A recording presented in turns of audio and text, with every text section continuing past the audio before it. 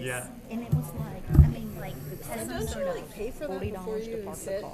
Right. But Oh, we yeah. split it. It's a whole thing, and they only give Yeah, them at like certain hundreds times of a dollars. year, An incredible and deal. it would delay all my applications. And your You'd cruise be left out out like of hundreds of dollars, and you Yeah. have to like And wait we another drove like on 4 the months or I something. wasn't. My mind Like wasn't a even night at gonna Port go there. I Canaveral, was and then gonna got take the Saturday test, and I morning was and got getting. the There's ship. no option. Okay. to Oh, okay, perfect. So We, you st- two we weeks already ago. had the room at Port Canaveral through the cruise. Sure. Yeah. Oh, yeah. That's wonderful. But you guys left Saturday and came back home on Friday. On Friday. What you showed me Yeah. from somebody The else. weather was good, I Yeah. guess. It didn't rain or anything. It was nice. Like amusing things. I'm glad it Share worked with out. you. Hey, It involves you. Oh, I love it when they involve me. Oh, no, you won't. in there. We're good at 6:30. Yes, sir. We're going to get our meeting started this January the 22nd, 2024. I'm going to ask Brian Huff, our councilman, to do the invocation. Okay, let us pray. Dear Heavenly Father, we thank you for the opportunity to come together to discuss the city's business. I pray that you'd lead, guide, and direct us in all that we do, and that we would keep you foremost in our thoughts. Lord, we lift all this up to you, and in your name we pray. Amen. I'm going to ask everyone to stand and join me with the Pledge of Allegiance. I pledge allegiance to the flag of the United States of America and to the republic for which it stands, one nation, under God, indivisible, with liberty and justice for all. Thank you. You may be seated. We're going to set the agenda. Are there any changes to the agenda? Hearing none, I'll need a motion to approve the agenda. Ms. Shoemaker and Mr. Meadows, all in favor, raise your hand. It passes. All right, there are two items on the consent agenda. Can I get a motion to approve the consent agenda? Ms. Shoemaker and Ms. Harris, all in favor? It passes. Our first presentation tonight will be with Better Cities, Jason Godfrey. Good evening, Mayor and Council. It's a pleasure to be here today. Today, we're going to talk about project development districts and give an overview of them, and tax increment financing. The project development districts enable tax increment financing.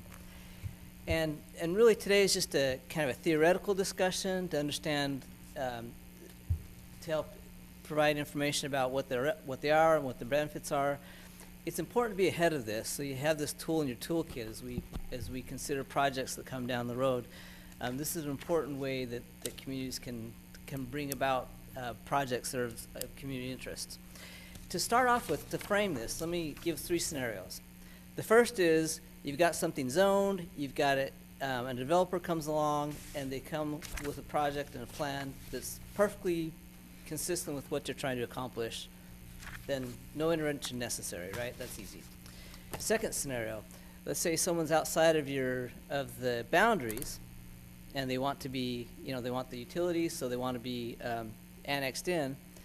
Well, you have some leverage there, right? You say, well, in order for you to come in, you're going to have to meet our criteria, and you have some leverage to say, if you're going to get our utilities, then here's the play ball, here's the requirements, right?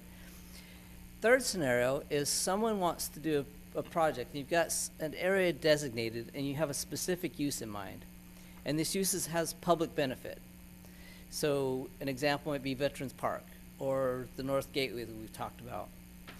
And you have something in mind, you have a vision, and you say, this is what we want, but the development community comes and says, you know what you're asking for isn't financially feasible, that it won't provide us the return that we need in order to make this project work for our investors.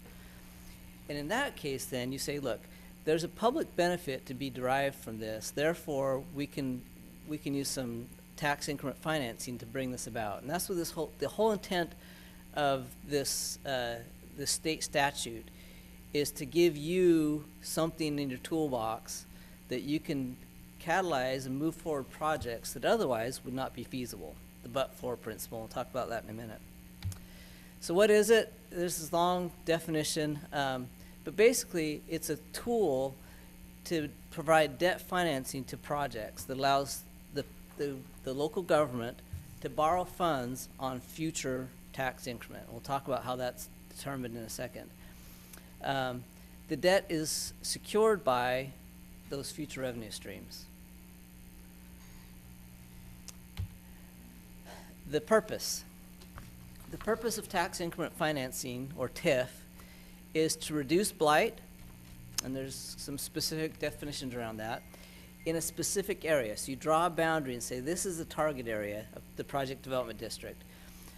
So it's either to reduce blight and or to stimulate economic development in that area that otherwise wouldn't happen. So you create the project development district, which is the boundary.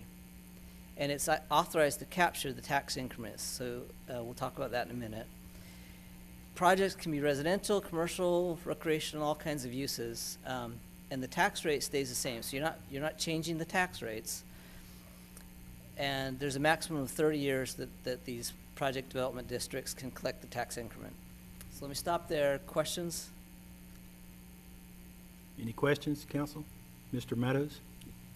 Could you explain a little more about the tax increment itself, how that math works? Yes. So once you define the district, you take the baseline taxes. You say this area, we've collected X amount of taxes last year. And that becomes the baseline. And those taxes are, all the different entities. And then any increment on top of that. So then you say, all right, a developer is going to come in, a development's going to happen. And as a result of that, the valuation goes up, right? And that's the incremental tax, is what happens once the developer comes in and catalyzes the project. And those new taxes can be utilized, portions can be redirected back to the tax entities, but also a portion can be set aside and used in this project area. Another way to look at it is like this. So along here you have the base taxable value, right? So that's the amount that the project is, or the project area is generating today. But if this new project comes along, then some portion of that, and it's negotiated, so it's 10% or 20% or 50% goes to the taxing entities, and the value of that increases over time just because the property values increase over time.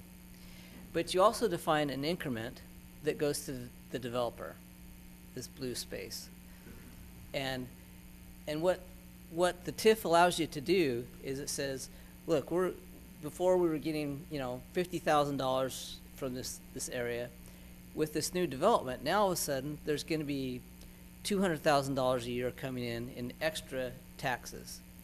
And we might say that we'll take $50,000 of that, and that goes to the city and county, but that $150,000, we can take that and bond against it and use that bond money to do projects. So for example, to do infrastructure, to do some public benefit type building, to make that project feasible.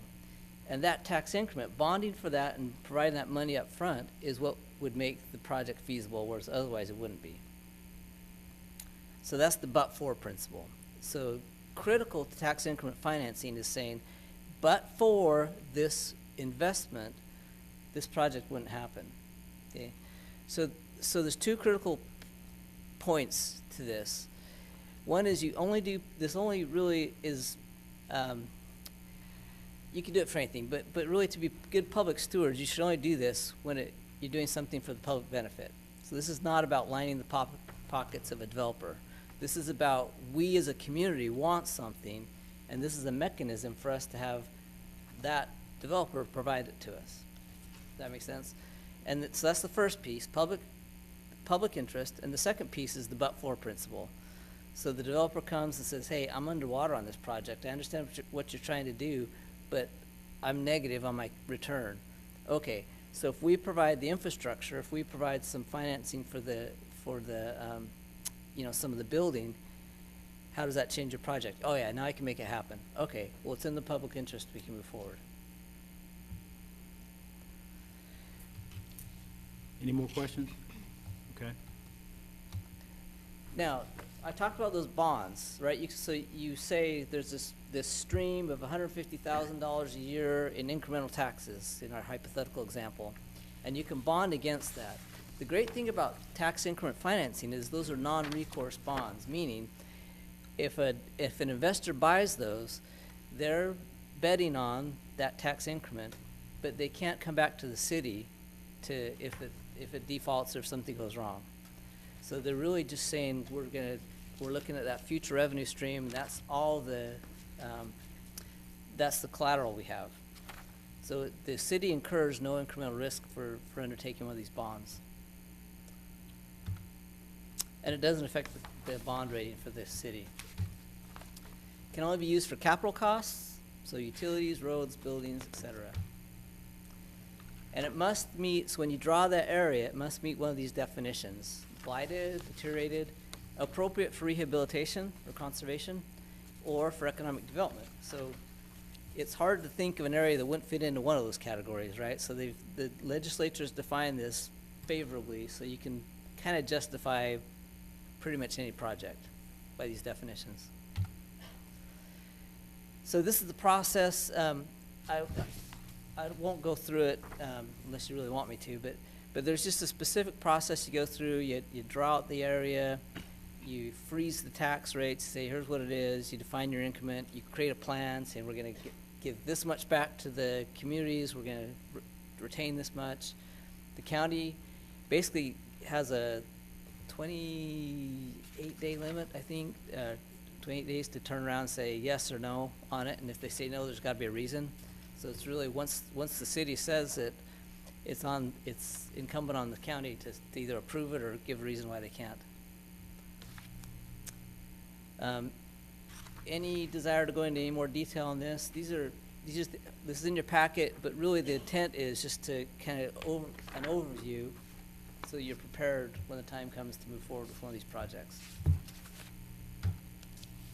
So yes, the approval is the county, then it goes to the LGC, the Local Government Commission, who just make sure you've checked all the boxes. But not the voters, because it's a non-recourse bond, because it doesn't put the city in debt per se, it doesn't have to go to the voters. Excuse me. So what function of the county actually performs the approval? Is that like in regards to like, I mean, like obviously you have to do like permitting, that type of thing. I mean, like if this is about bonds, what does the county approve? Or is it about the money? It's about the bond. See, essentially you're taking their incremental money as well. So we'd have to get them to, like, they would have to agree to have like sort of a displaced payment for taxes. Yeah. Okay. Yeah. And I don't remember. Yeah, go ahead. Mr. Meadows? I think if you dig into it a little further, what you'll find is that they have to approve of the overall concept first. Then you actually negotiate with them what portion they may or may not keep. So there's kind of two different conversations going on. It's not, first they got to say yes or no, we're in or we're out. And as you said, you have to have a reason for it. But after that, you actually negotiate the details. Thank you. We talked about the but-for principle, which is so critical to this. This is not corporate welfare. This is not lining the pockets of developers. This is the city taking control of its own destiny and saying, we want this kind of project on this property, and we're willing to invest some of the tax increment to make it happen. And without it, we don't get our project. So just as a potential area, the Veterans Park, were you to look at that area and say, let's draw that as the PDD, the Project Development District, and say, all right, we'll freeze our tax base as it is, and then anything that happens in that area over the next 30 years, that increment goes into this pot, right, from which you can draw down and do investments. And so, for example, you want an amphitheater. Well, the developer doesn't get any revenue stream from that, right? So why would they do that? Well, okay, with tax increment, you could pay for that. The developer has to execute it, but you could pay for it through this tax increment that you've bonded against. So it's a way for you to really drive your own bus, determine your own destiny and say, here's what we want, and we've got a way to pay for it. Mr. Mayor. Mr. Meadows? Just want to be clear, it's not a 30-year period per se, it's the bond issuance or the debt installment. It's that period of time that you're going to have that specifically in that area. It's not like we're going to have an area that you've got carte blanche for that tax increase over that base for a period of time. It's only for the debt instrument, or 30 years, I believe, is the way that statute's written. So it's not exactly a 30-year period. Yeah, because it's a spend down, right? 10 years in, you've only got 20 years left. And that's at a high level what this vehicle, this tool is. Questions, comments? Any other questions? Mr. Meadows? So you've called it tax increment finance. What does the state of North Carolina actually call it? They call it that, but it's referenced as tax increment financing and the PDD, the Project Development District. Development financing is what the statute is entitled. Oh, okay. But the school of government said it's the same thing as tax increment financing. It's just our statute says development financing. That may be. Mr. Meadows? So language is important. So I'm speaking to whoever may not be in the room. So, you know, having the nomenclature kind of set out properly, I think is important. That's why I asked the question. I've got a couple more, if that's okay, Sure. Mr. Mayor. What statute is it that we're following for the project development finance? 158, Section 7, I think, by deferred Marianas. 7.3. So 158 or one? North Carolina General Statute 158-7.3. Sure that's not 159? I'm happy to pull that one up. That was the one I was looking at for development financing. School of Government says 159. Okay, I've got the statutes open. I'll pull that one up too. It references several sections. There's different elements there, but the core enabling legislation, I think, is 158.7. So I'm just trying to get on the record what the actual statutes are, so anybody who wants to research this can kind of take a look at it beyond us having a broad conversation. Can you do any work outside of the district with the funding stream? I believe the answer is yes, which is unusual, but it does, actually, I read that, it does say yes. And then one is just on the, I guess it's on the slide, you had county and a few other things listed. I was kind of curious where that came from. Well, so, Have yeah, special it's- taxing or school district that we right, so the select. county, the way, there's only two arrows here, right? Is that it goes from the county, and the county sends it out to the special service districts and the school districts, et cetera, so.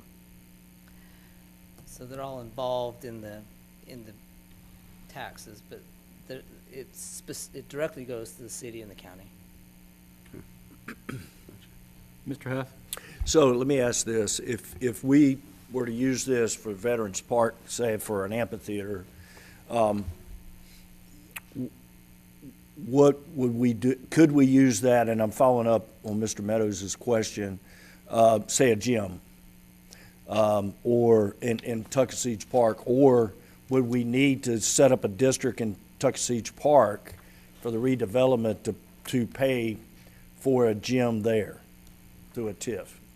So again, this is something that's unique to North Carolina law, is that my reading, and I defer to Maria, of course, but my reading is that there's no, as long as it's within the city, you can spend that tax increment where you want.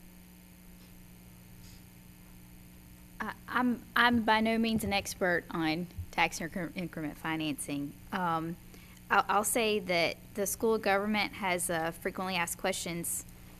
One of them says, "What's a project development financing district?" And it as it answers that question, one of the answers it says is that project development bond proceeds are used to finance the capital costs of certain public projects that enable, facilitate, or benefit the private development within the project development district. And so sometimes you read definitions that talk about that development financing is both secured by and paid out of the incremental revenue stream out of the development. So kind of reading between the lines that you would need to use it within the district, but I'd be curious about any information showing about it could go outside of the district. Mr. Meadows? So you could have multiple districts is part of that answer as well. So if you're looking at the two areas we've talked about, the Veterans Park or the decommissioning, both of those areas have the potential for redevelopment that will throw off tax dollars that could be plowed into a project that the citizens through the strategic vision plan have been calling for. So we have some tools available to us, so you could have more than one. And I think there was actually a carve out that said you could potentially have something outside of the district as long as you could prove that it was benefiting the folks inside of the district, based on what they're written. And I think it's 5% of your land area is what the actual limitation is on how much of your area you can have as a special district tied to this type of financing. Any other questions? Mr. Huff? This is more of a timing issue, because we need to get county commission approval. Would it make sense to go project by project, district by district, or if we know we have two districts that we're looking at, to go both at one time? I don't know the answer to that, but it's just a question that we might want to think about strategically, approaching the county once versus twice. Anything else? I don't think he was done. Were you on the district itself? Yeah, that was, Okay. yeah. Well, if he's done, I would like us to look at a little different districting area. I know that was just kind of a general idea, but I think that we would want to draw that line a little differently than what it's currently drawn. I do like that it comes across and grabs the area that we've talked about encouraging for redevelopment that, you know, seems to be ripe for redevelopment, the other side of the bypass. Right. I like that being in there, but it feels like that district, if we're going to really use this to benefit our downtown and our central business district, there's a number of things that, you know, that we need to do first, which is, one, decide on what the boundary is, two, figure out what a baseline is, and then start figuring out what kind of revenue stream are we talking about, so we don't dream too big and not be able to do what we think we're gonna do, so we can at least start to shape projects that we can actually afford. So, kind of a good first step, but certainly a bit more details. I think on the districts, having conversations with the county sooner than later is probably a smart thing to do, but I think what we're gonna find is when you get into that list that's detailed, you're gonna have to have a better idea of exactly kind of what you're doing and what that looks and feels and wants to be before you can actually go get approval from them. But I would say conversations maybe through the city manager, we can decide who the right person to have those conversations with in the county are, to maybe start having that conversation sooner than later. I don't know if other jurisdictions have used this. I don't know. Have you known Yes, of any sir, others? Councilman Meadows. I looked into a specific example that was successful here in North Carolina. It was in Buncombe County. The city of Woodfin used this, but I will be glad to reach out to Gaston County, be it Tax Director Chelsea Tarbush or some of the staff there, to see if they can point me in the right direction on the appropriate point of contact to continue these conversations and to point me in the right direction. Mr. Huff? Just, you know, I think Dr. Eagle might be the first step on that, just from a protocol, and I think she could give direction. I'd like to see us move forward with discussions with the county on how we can best work together. Mr. Meadows? So and the last one that I have, which isn't included, is that we've talked about a formal process today, which is the project development finance. There's also what they call a synthetic TIF that you can talk about, that we have begun to talk about as a council as well, where we're starting to see some commercial level projects to where you can actually start to grab those and dedicate them to specific projects. And again, you know, kind of my theme for the night is figure out what we can afford and then target the projects that we want to go after in that way. But we've got 2 or 3 apartment complexes that are coming online. We've got multiple office buildings. We've not had that kind of large tax revenue coming in all at one time in the past, or not, at least not in the recent past. So there are ways to get at this without necessarily going through the formal process as well. So if staff can look at, you know, what is the process for dedicating that or coming up with an internal policy So that might be a route to go as well. Yes, Miss, I appreciate Councilman Meadows bringing up the synthetic TIF, because that's something that Assistant Manager Brian DuPont and I had looked into when we attended school government training last month on development finance, public-private. And I just wanted to point out that sometimes when local governments are talking about doing a TIF or tax increment financing, sometimes they're really doing a synthetic TIF, which basically means that the unit and that the local government anticipates using the incremental property tax revenue generated from this new development to repay a particular loan, but does not go through the process of establishing a district and getting county approval and actually using that incremental revenue as security for the loan. Instead, something as simple as installment financing and using that public infrastructure location as collateral, more of a, mortgage the park and get installment financing, which is a more typical type of financing, but with an expectation or understanding that, this particular private development is going to generate enough incremental property tax revenue to pay for it, but the bank will be happy with the collateral that you're providing from day one. So that's a synthetic TIF, is how it's known as, because you get the benefit of, we're using this incremental tax revenue to pay for this debt obligation that we incur, but you can potentially avoid the process of going through the, here's the plan, here's the boundary, we got to get county approval, we got to wait on them to give it, and so forth and so on. So there's more than one option. So I appreciate that Councilwoman Meadows brought that up as well. Mr. Mayor? thank you, Mr. Andrews. Mr. So I'd like to add to that too, even if you go with a synthetic TIF, you could still get the county to approve their portion of the property tax as well. So it's not something that's been unheard of. And City Manager Blanton, you may want to talk to Pat Mumford with, he used to actually run the City of Charlotte's TIF program, so he would have a pretty good idea of what an internal program might want to look like, or give you the current person over there that's potentially a resource. Any other questions for Mr. Godfrey? All right. Yes, sir. If I could, just one more, there was two areas identified as potential targets for this, the Veterans Park, the decommissioning of the sewer plant, the park there.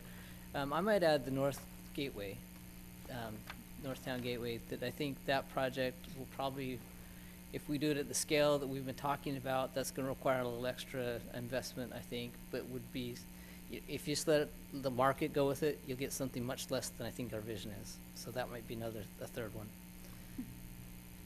All right. Good? Excellent. Thank you, sir. Appreciate your time. All right, thank you. All right, staff has their direction. Sir, Mr. Mayor. All right. We'll move into new business now. Discussion of a committee to relocate the artifacts from Old City Hall. Mr. Blanton. Yes, sir, Mr. Mayor. At the January 8th meeting of the council, direction was given to staff to look at the possibility of forming a committee for the relocation of the artifacts at City Hall. So we were coming to the council tonight to ask for additional guidance on what that committee would look like, how many members that committee would need to have, or are we looking at reviving former committee appointments? We were looking for direction from mayor and council as how you would like to proceed forward with us developing that committee and what you envision that to look like, Mr. Mayor. Okay. Mr. Huff? I think just in looking at some of the complexities that we're going to face with this, certainly the appropriate city staff, which we look toward your direction on what that staff, and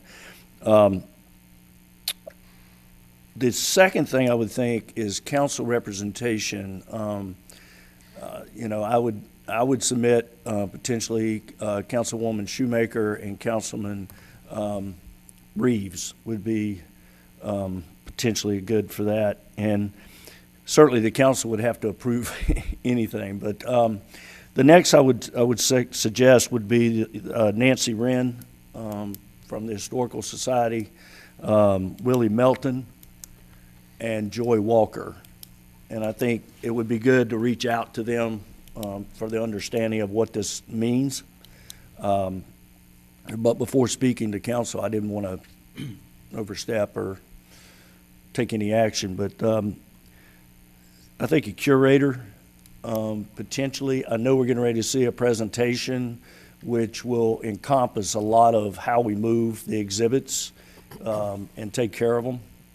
But the whole premise of the committee was really to secure in a place that is suitable for storage initially of those artifacts that's got fire suppression and certainly won't continue to deteriorate in their current location. That was the whole premise that Mr. Meadows, I won't speak to him, but that was the context of let's move it forward so that we can start securing that and not incur any more damage or potential damage. So that's just a recommendation I have. Mr. Reeves? I'm kind of looking at this on this thing, what you're looking at. We need to move these artifacts out of this area probably quickly, because the longer we let it sit in there, the more damage it happens to them.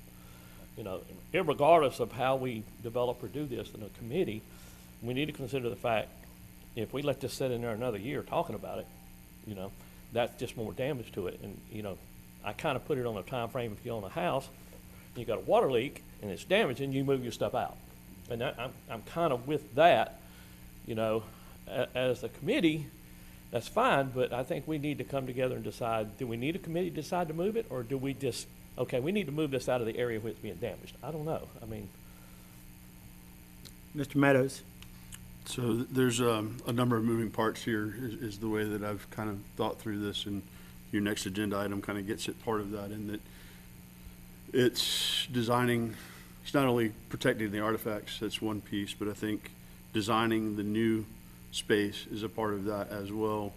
And then how do you move the exhibits and maintain their integrity as well? So it's kind of like the old construction committee that we had at one point, where when we had city projects, there was a construction committee pulled together that kind of drove those projects to make sure that we were hitting certain timelines, that we were getting, you know, the kind of proper actions taken, whatever that meant at the given time. You know, did you get your design done? Did you get your permits?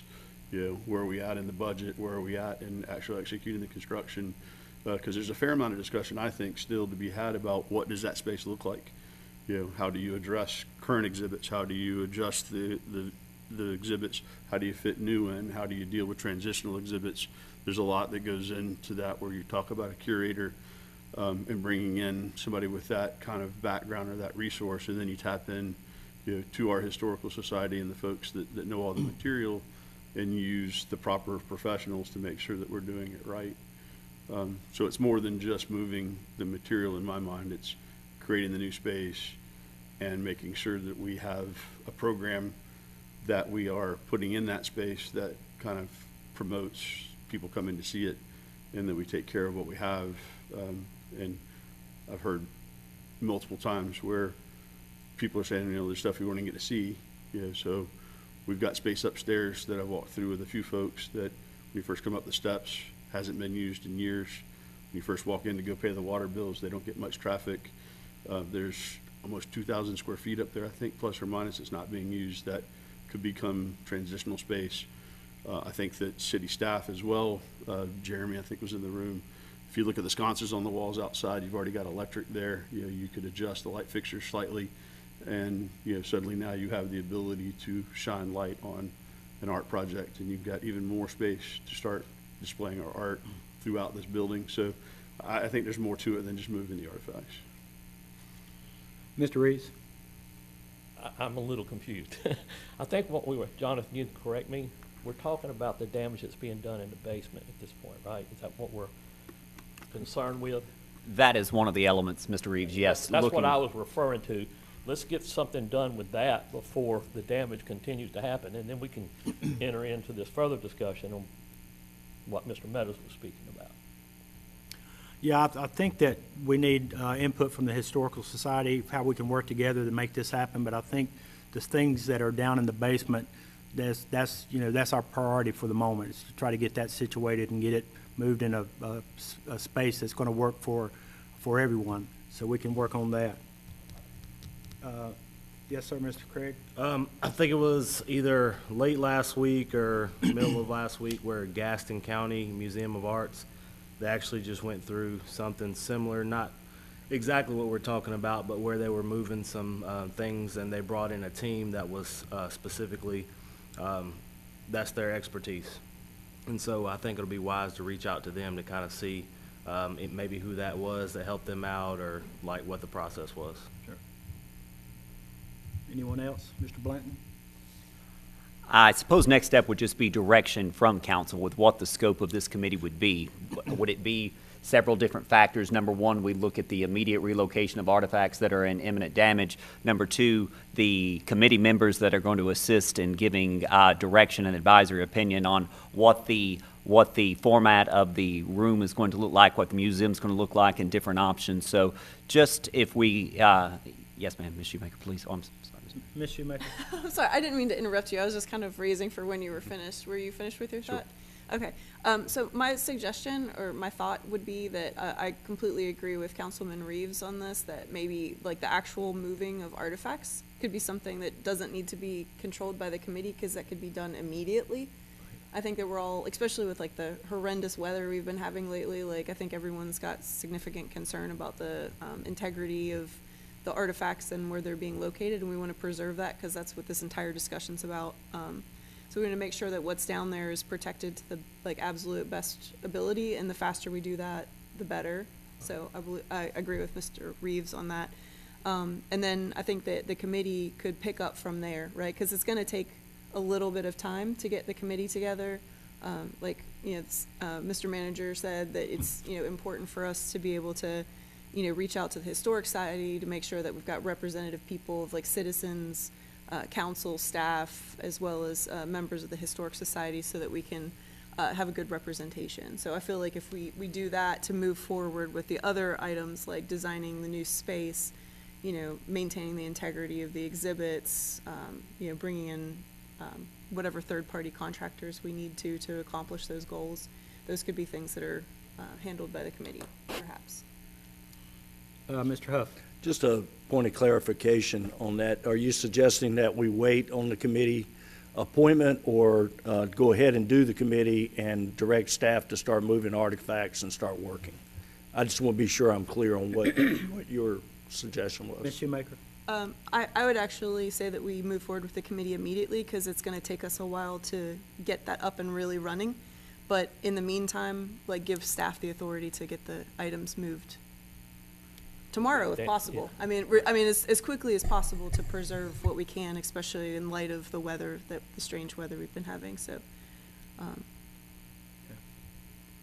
Well, Mr. Bear, I'd like to make a motion that we approve the committee as suggested, and then direct city staff to begin moving artifacts as soon as possible. Any discussion? Is there a second? Is there a second? Mr. Meadows? Motion by Mr. Huff. All in favor?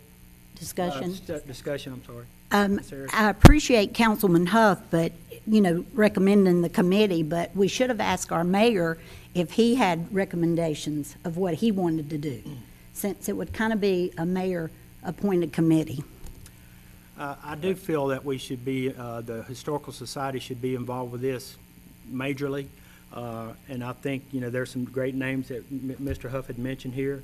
But, doing that tonight, I don't know if we have to have a committee tonight. I know this is going to be a process, but we need to get a little bit more information of who would want to be on that committee. And, like Mr. Blanton said, committee members, that could be from the council, from the community, different people. So it's just, I don't know if we have to do that tonight. I just feel like we could, wait just a minute or two and catch our breath on this. Ms. Shoemaker? Is it within the realm of possibility to start the committee but not have all the appointments in place? I think we could start it. Do you have like a framework of of more or less like the council members and the initial members of the Historic Society that we'd like to reach out to. And then additional council people, or not council people, but citizens and staff could be appointed by you, the Sure, mayor. sure, we could, I think we could do the framework of this committee and then kind of go from there. Yes, Ms. Anders? You have a motion. So there's been a motion, a second. After the discussion is finished, you can either call the question or the motion can be withdrawn. Okay. But in general, committees are appointed by the city council unless the city council wishes to delegate the committee appointments to the mayor. So I would say that needs to be considered, whether or not the council is attempting to delegate committee appointments to the mayor or attempting to set up the committee and the appointments. So, council, Mr. Huff? Well, the motion came from the council, so it's a council-appointed committee. Just as clarification, I gave you a framework, okay, and suggested names to contact. So I think that falls within the discussion that you just had. All right, so we've got a motion and a second, Mr. We're gonna take a vote, go ahead. Okay. All in favor? So we've got Mr. Meadows, Ms. Shoemaker, Mr. Craig, and Mr. Huff, for and Against? against. Oh.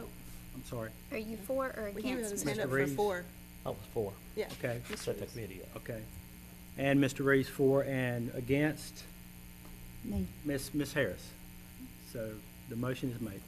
Mr. Mayor, if I may, just as a point of Yes. clarification with Councilman Huff, the motion was made based on the slate of candidates that you presented, that being Ms. Wren, Mr. Melton, Ms. Walker, and Mayor Pro Tem Shoemaker and Councilman Reeves as the council representatives with the possibility of bringing in city staff and a curator. Correct? Correct.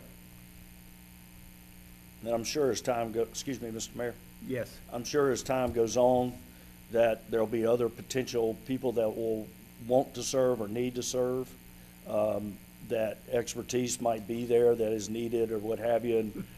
And Councilman Craig made a great recommendation based on some of the resources that are being used by the county.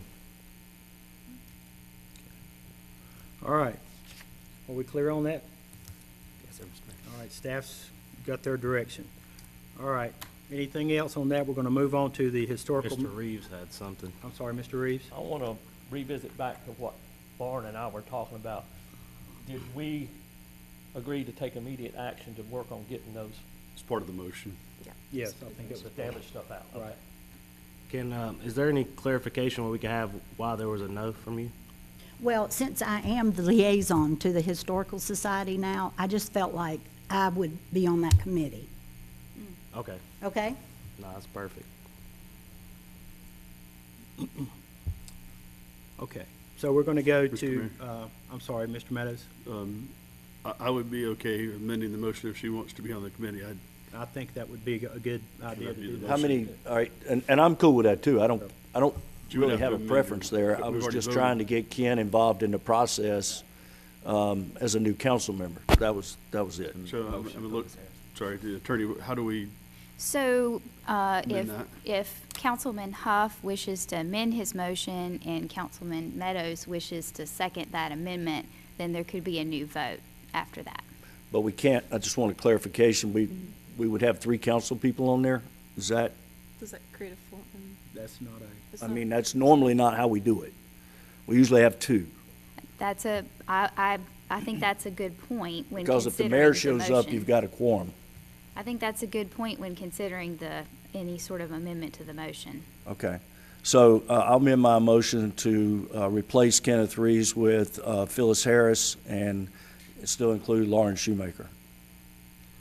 I'm okay with that. Are you sure? Are you sure?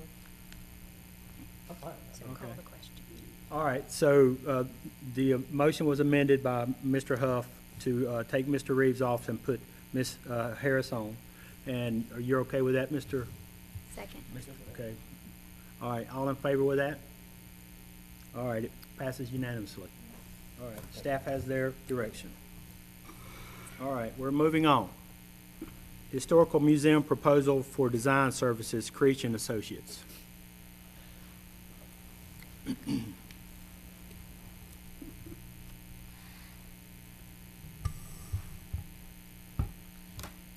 Thank you, Mr. Mayor and Council.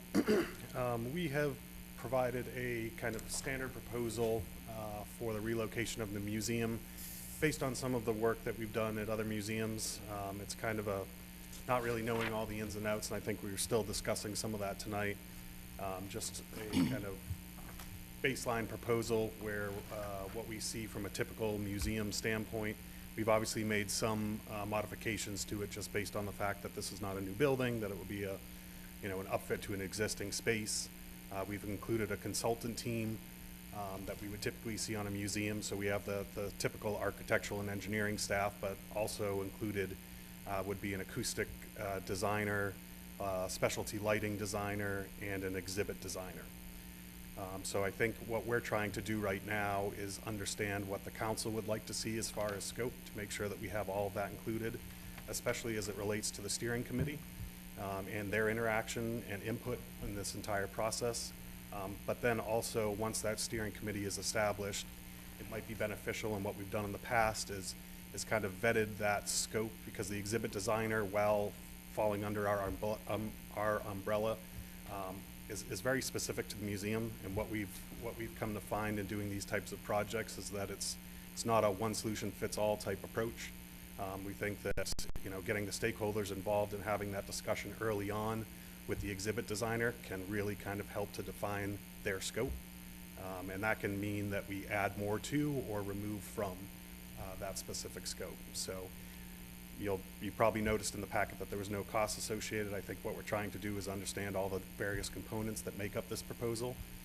That way we're not making any assumptions. We can have a very clearly defined scope of work for all of the consultants involved in a project like this, and then come back with the price that matches up with the scope of services desired. Any questions from council? Okay. I just have a question. Mr. Blanton, do you need direction specifically to pursue this If from that's the council? consensus of council, yes, sir, Councilman Huff. Do you want a motion? So we need a motion for the proposal for design services from Creech and Associates. I'll make that motion. Motion by Mr. Huff, second by Mr. Craig. All in favor? Is that everyone? Mm-hmm. Okay. So it passes unanimously. Mr. Mayor? Yes, sir. On this same topic, we need to talk about a budget amendment for a couple of different things. We need a budget amendment for design. So if we have some idea or ballpark of what that contract might cost, I think we need to work on that. We need to start thinking about I know we haven't done the design yet, but getting some ballpark idea of, I know it's going to be $100 a square foot or something along those lines, and start getting some idea of what a project budget would be. We also need to know if we're going to take immediate action on moving artifacts. We need to set a budget for one, to move that stuff properly and handle it appropriately, and to put it in the proper type of storage. That's going to have a cost. I don't think we have storage that meets the requirements that it'll need. I think we already have some stuff stored. I'm looking at Mr. Brinkley, and so we have some idea how that works. But so those are at least 3 different budget amendments we need to be looking at for staff to bring forward. Okay. And if I may, Mr. Yes. At the February 12th meeting, we will coordinate with Creech and Associates to have that proposal in the form of a budget amendment for their particular project, if that's feasible with Creech and Associates and their team. And then we will certainly coordinate immediately with the museum to get an immediate cost on what's going to be needed and where it's going to be moved, should we need to take immediate action. And I'm sorry, Mr. Meadows, what was the third item that you mentioned we need a budget Move amendment? and storage. The move and storage. Yeah, so you got design, the actual project budget, and then the moving. And I guess the moving will be in 2 components at this point. It'll be immediate for the stuff in the basement, and then there'll have to be a move budget for the actual artifacts when they move. That's going to be critical that they're handled properly. And Mr. Mayor, I have one other idea that I think fits under this piece as well. While we move forward with a committee in general today that will kind of handle the design, the construction, kind of direct the move, there is a certain subject matter expertise that I think is going to be necessary to tap into. So I'd like to suggest that we explore a subcommittee under the committee to help, if we get a curator, to name those 4 or 5 people in the community that have invested in this over time, not for them to actually physically do the work, but to give feedback on, kind of what it is, where it is.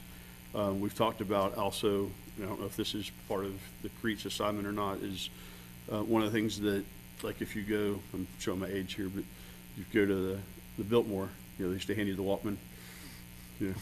So we're hoping to explore an idea of having a QR code that would have somebody be able to go in on a self-guided tour, click on it, and have that information available to them directly as they tour the space, something that I think is important to start collecting that information during the design itself, because that path, if you will, is part of that design process. So you've got to start thinking about what is the content and what is your programming going to be in that space. It's not just tear down this wall and put sheetrock up on that wall. So, but I think that there are some talented folks that have a lot of art history that walks around between their ears, and we need to be tapping into that as best we can.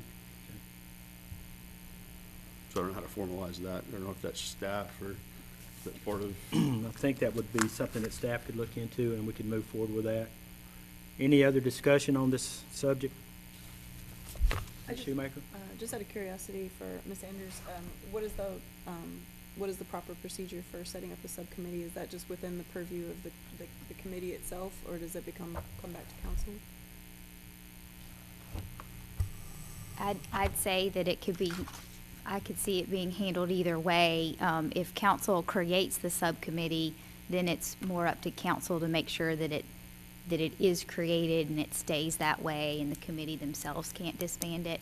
But a committee itself, once it's already formed, can on its own create subcommittees. It just would be separate and apart from the council's action. So I think it just depends upon how much control the council wants over that process, or if the council wants to say, committee, here's your goals. And if the committee decides that they need to form a subcommittee on some so this subcommittee takes that goal, this subcommittee takes that goal, so that they can handle all the goals together, that could be up to the committee to do, or the council could just make a decision that they want that type of structure. Okay, thank you.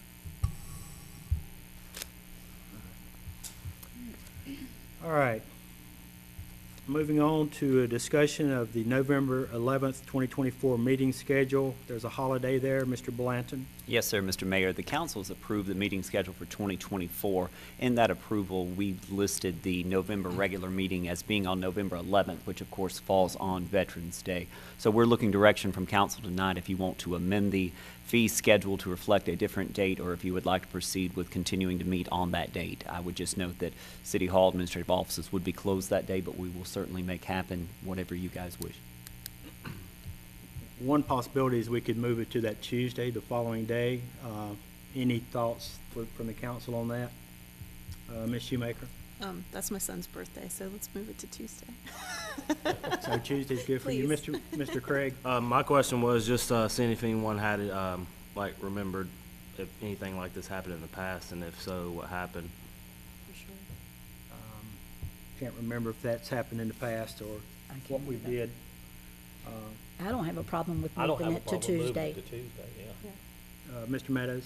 Tuesday night's a problem for me, but I was going to wonder, can we keep a placeholder and see if we need to keep the meeting or not? I mean, it would be agenda-driven to some degree, or is it? I think we could pencil it in for that Tuesday, and then once we get closer, once it's August or September, we could maybe make a change there if we need to make an adjustment on it. Mr. Huff? Just maybe one other suggestion. You're not going to have another meeting in November. Understood. So then you would have no meetings in November. My question would be, then would November 18th work? The following Monday, it follows the same schedule we normally have. It's a Monday. Mr. Mayor, I just submit that as another option. Mr. Meadows? And I know it's not all about me, but personally, that would work a lot better because I have a standing commitment with 18 soccer players on Tuesdays that'll be mad if I don't show up. Ms. Shoemaker? I do not have a problem with meeting on the third Monday. Is that right? Yeah. I personally don't have a problem with that or the Tuesday. I don't have a problem I with don't it either. either. The only problem I had is the first week of the month. Okay. Mr. Craig, is that good with you? Yeah, that's perfect. Okay, so the 18th, so we'll put that on for November the 18th. Do you need action? Yes, or is that consensus? I would say motion to amend the meeting schedule, since the meeting Okay, schedule's Ms. already Harris? been adopted. Second by Mr. Reeves, all in favor? The motion passes. Okay, discussion to set a date for the 2024 council retreat. We have spoke about the retreat last week with staff. Our initial date was March the 1st. Does anybody have an issue with that? That's on a Friday. That'll be from 9 to 4:30. Does that work for council? Mr. Craig? That works fine. I just wanted to say and get on record that that's open to the public. Yes, absolutely. Ms. Shoemaker? I know that Mr. Blanton and I have both committed to reading to children at Ida Rankin School on that day. And yeah, so also, great. Okay, so at least 4 of us up here. So I think if we come in at 9:05, or like, I mean, you might have to forgive Well, us. It's maybe we could usually not start, a what if we long. start at 9:30 and go to 5? I mean, I think that might work better. I'm afraid that. Because I was approached about going and reading Yeah. that day too. And it doesn't take a long time. That's right. It's not a long book, Right. but it, kind of get the getting in and then the Sure. getting out, so. Some read slowly. So, March the 1st, 9:30 to 5, is that good for That's everyone? good for me. All right, consensus on that? I would think we would likely need another motion to set that date to amend the meeting Okay. schedule. So to allow moved. for Ms. that. Harris and Ms. Shoemaker, all in favor? All right, the motion passes. Okay. All right, I need a motion to go into closed session pursuant to NCGS 143-318, 11A, 3 and 5. Mr. Reeves and Ms. Shoemaker, all in favor? We are in closed session. Joe.